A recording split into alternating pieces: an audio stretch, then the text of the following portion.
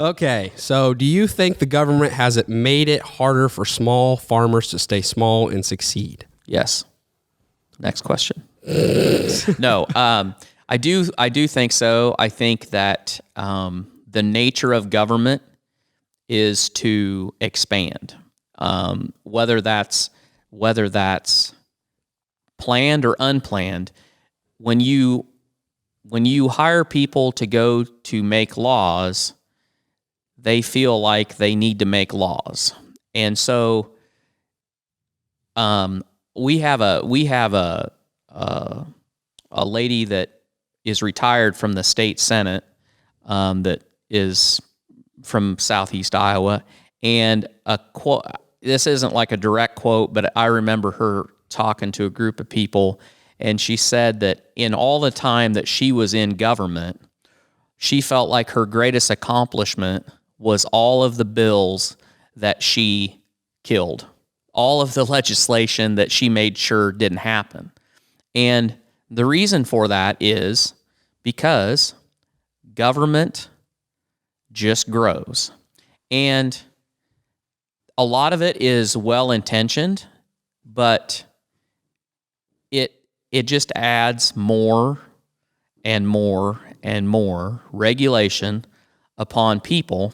And whatever form it is, whatever report it is, whatever you have to do, if you're a small business owner, you have to accommodate that.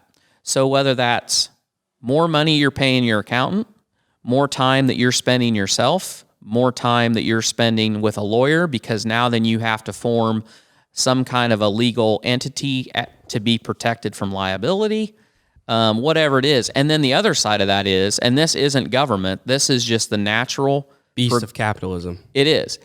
So a guy that I used to work for said, whatever business you're in, if you're not growing a little bit, you're going backwards. And we know that firsthand. If you're not growing, you're dying. I mean, that's true, because your costs go up every year. I'll give you a great example.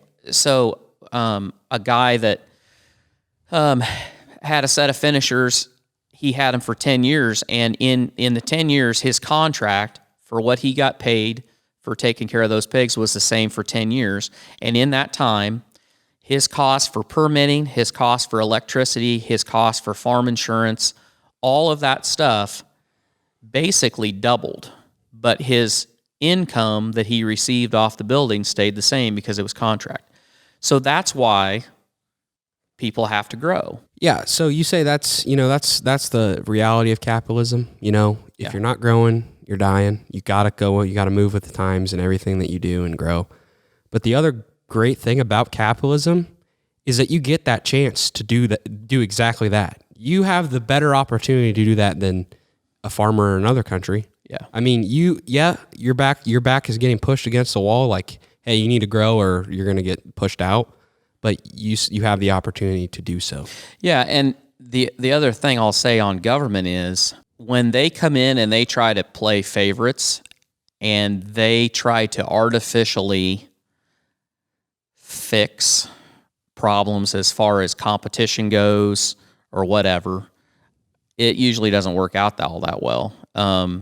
And I don't know what the answer is, because I think that is true. It gets harder, and in my business, it gets harder, but we're also trying to do more things. And, for us, the only reason that we're viable today is because of the hog business. So if we were grain farmers, because our grain farming operation is basically the same size it's been since I was in high school. And if we were only doing that, there's no way Sawyer would be here, because the costs have gotten bigger, but we've been able to leverage the hogs, and that's what's kept us relevant.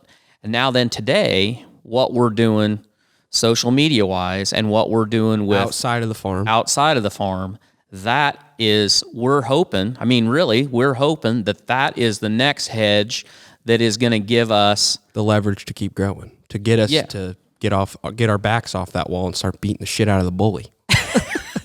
Yeah, and so it's a vicious circle. Like you said, I don't know what the answer is. The answer is you just got to bust your ass.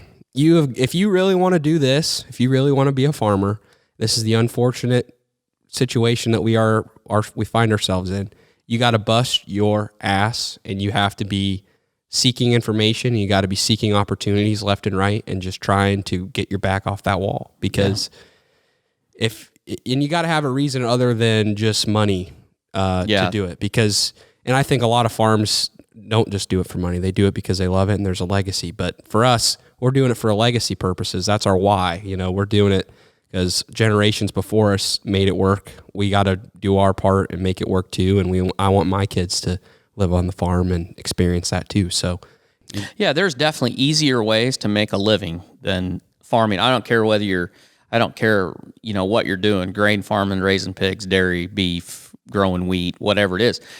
Anybody that you talk to, there are easier ways to make money, but the reason you do what you do isn't about the money. It's not easy, and it's not going to get any easier. Those ways might make you more money, but how fulfilling are they? Right. That's the question you got to ask yourself, because I'll tell you what, farming's pretty fulfilling. When we were loading overstocks out and the pigs broke my sink, I was feeling very fulfilled right then.